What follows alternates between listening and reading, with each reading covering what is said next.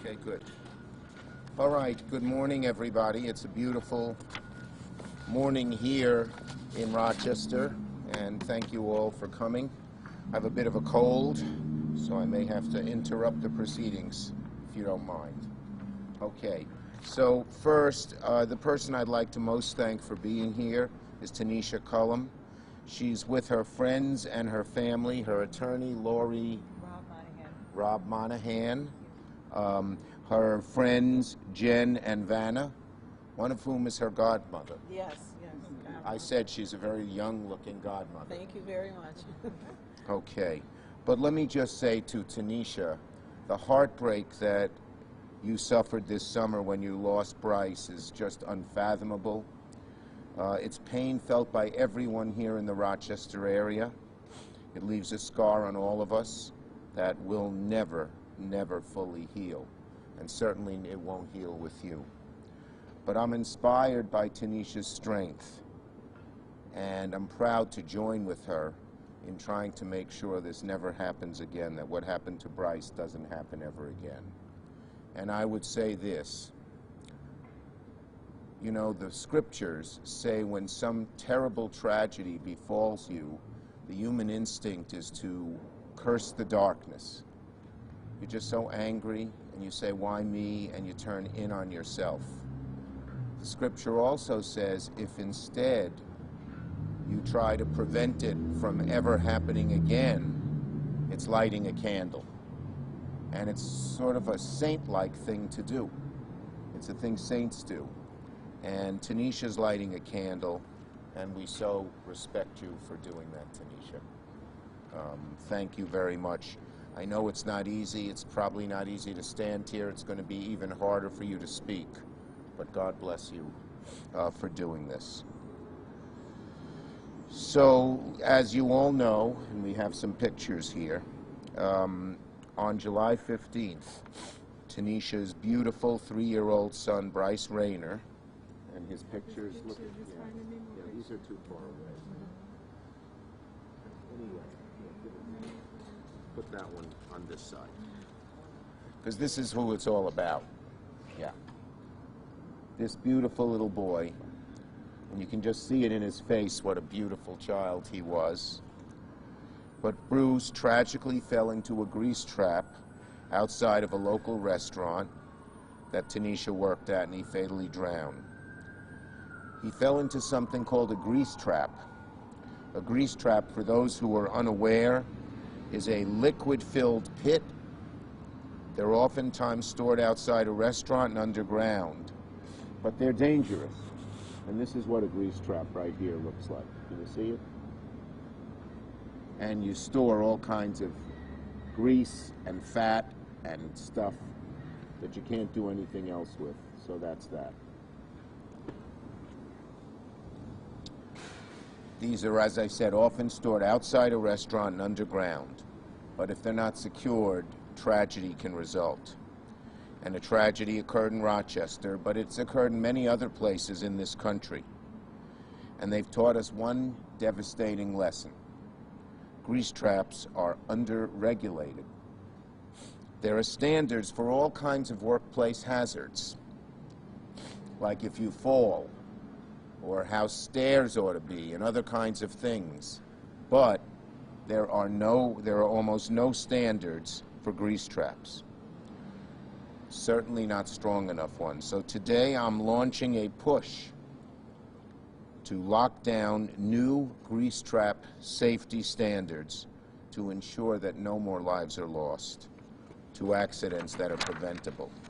Specifically, I'm calling on OSHA, the Occupational Safety and Health Administration, to address this fatal gap in safety regulations by implementing common sense requirements on grease traps, including mandating that traps are locked or made child-proof by having heavy metal so the kid can't fall through, and that they have backup protection. So let me explain what that is here, okay? I'm going to come over to this one. So here are the three things that we want. First, that they have a really heavy cover that when someone, and it can be a child, it can be an adult, walks on it, doesn't collapse. And that they be locked, because sometimes they can just be left open, and someone can fall in. And third, that there be some secondary protection, so if God forbid it's open, somebody is stopped from falling in. Very simple, not very expensive, but unless there are regulations, nobody's going to do it. This, by the way, is the Tim Hortons, and this, while I'm here, they had 2 grease traps, and this was the one that Bryce fell into. Oh. Thank you, Garland. You're welcome. Okay. So the requirements are not just aimed, look at that. Where'd you get that? Who are you? Are you Megan? You're the one who covered the story. Look at that. Good for you. This is a reporter going above and beyond the call of duty. Exactly. Okay, so look, how much do you think this thing costs? What would you say, Megan? 10 bucks? $44. $44, okay. $44 is worth it. And you don't have to replace it all the time. It looks pretty durable. Wow, can we put this right here?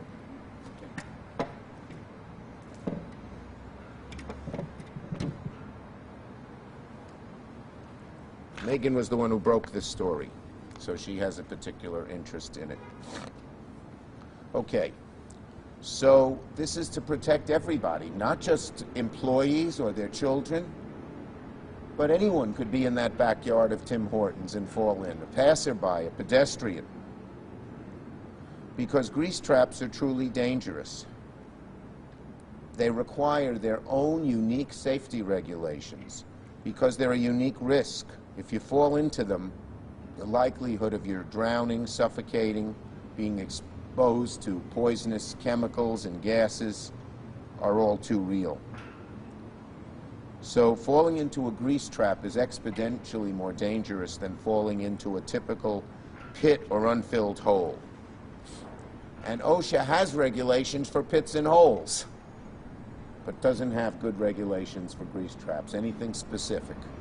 And that's all we're asking them to do. We don't need a new law. OSHA has the ability to do it because they can regulate workplace hazards. What they haven't done is realize that this is a workplace hazard and they should do it.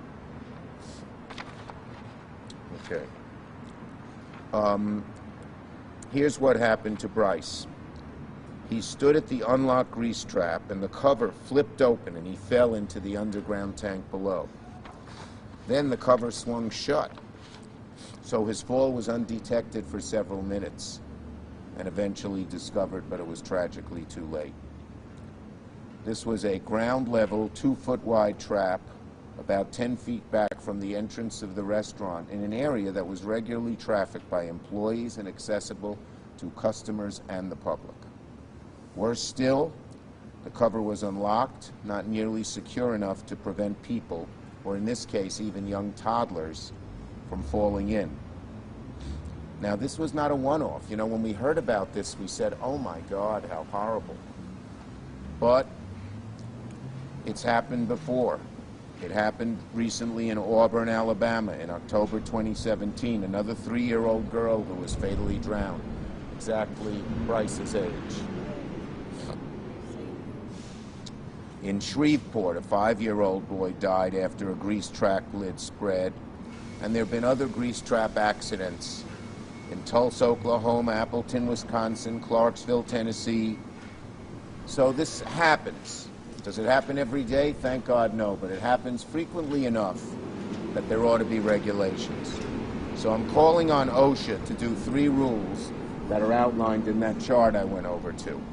First, all grease traps be covered by a padlock or a locking mechanism. Okay? Or they can make the head at the top of it so heavy that a child can't lift it. You know, a child who doesn't know just thinks he's out there playing. That alone would have prevented Bryce's death. Second, we want the covers to be capable of supporting twice the weight load that may be imposed on the cover at one time, so if you're standing on it, it won't fall through. And third, what Megan was nice enough to bring in person that's in our picture, a secondary device. It's not hard to do. These are all simple. Probably the whole cost will be less than a few $100s, and it'll save lives. So I think we feel all of us in this community, in the Rochester community, who ached over him, over Bryce's loss, want to say that Bryce's loss should not go in vain when something so simple and so easy can be done to prevent it from happening again. And that's what I'm here to say. One life lost is one too many. Do you want to say something, Tanisha? Come right up. This is this fine, courageous lady.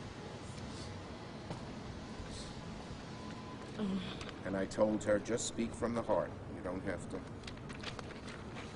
I apologize, you guys. On September 10th, my son Bryce Raynor's law was signed by lovely Cheryl Denoflo. Can you speak a little louder? Yes.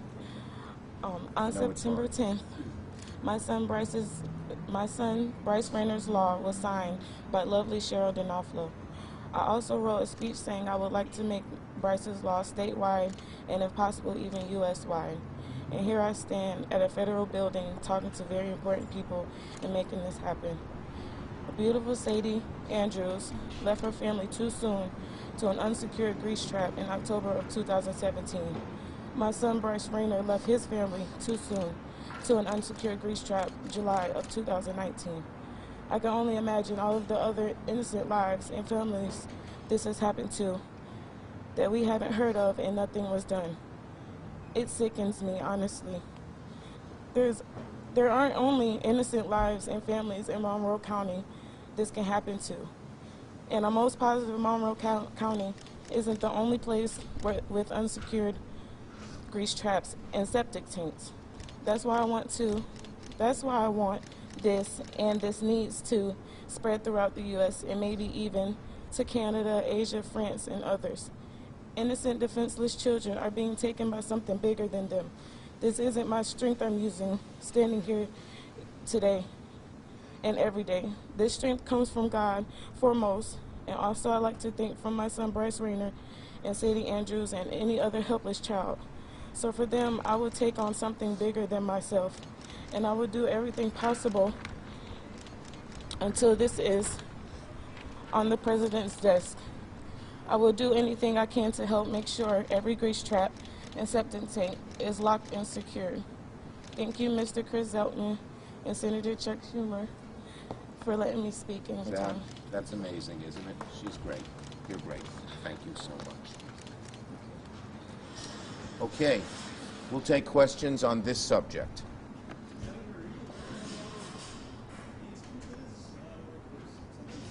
Yeah, I named a few, and so did Tanisha. In Shreveport recently, a 3-year-old was killed. There are a whole bunch of incidents throughout the country, and there are many we don't even hear and know about. Yeah, other things are protected, I think, because grease traps are not as common, and there have been fewer accidents, but when they occur, they're often worse than anything that could happen in a shallow ditch.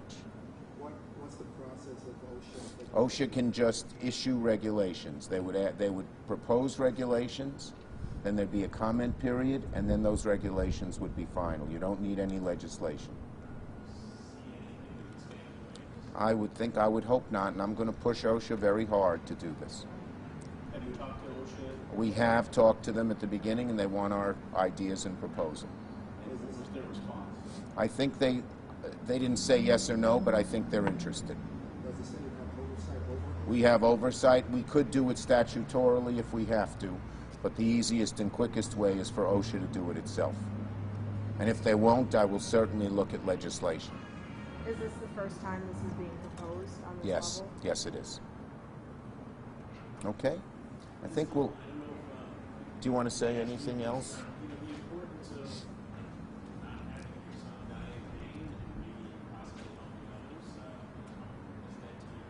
that's my mission. I just don't want any other family to go through what I'm going through every day. Or Sadie's family. It's unspeakable, and I just... Sadie was the 3-year-old in Shreveport.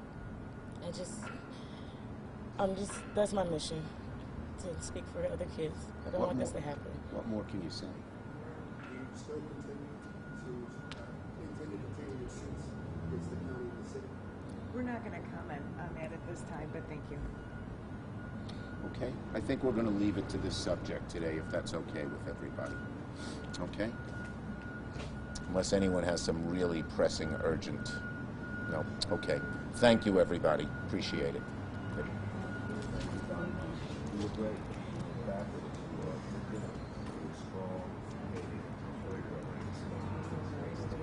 We owe some thanks to this nice lady. Thank you, Megan.